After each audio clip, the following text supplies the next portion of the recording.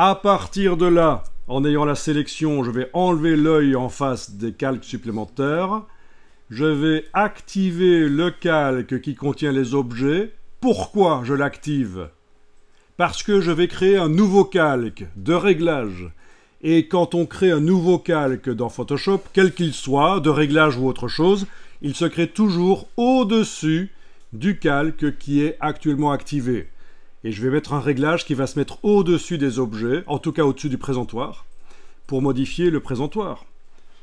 Donc, en ayant la sélection active, là vous la voyez, je vais dans le bas de la palette des calques et je demande courbe. Après, vous pourrez choisir d'autres choses, mais c'est vraiment le réglage le plus polyvalent, le meilleur, pour faire des corrections couleurs.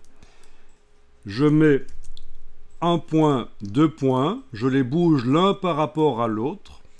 Ça modifie le contraste du présentoir, vous le voyez. Ça marche.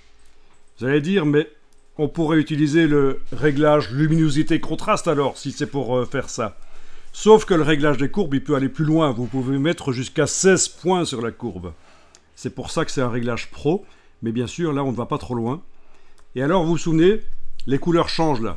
Si j'enlève l'œil en face du réglage de courbe, vous voyez les couleurs qui changent. J'ai du brun pour les fleurs, brun orangé, et ça devient du jaune. J'ai du cyan un peu terne, et ça devient, donc du bleu cyan un peu terne, ça devient du bleu un peu vif. Ok, donc qu'est-ce qu'il faut faire à ce moment-là? On l'a vu tout à l'heure, rappelez-moi. Pour que le réglage des courbes ne modifie pas trop les couleurs, mais je veux seulement modifier la luminosité. C'est ça, le calque ici doit être en mode luminosité au lieu de normal. Et là, quand on règle, les couleurs restent quand même assez bien les mêmes. Et bien sûr, ça modifie la luminosité, le contraste. Voilà.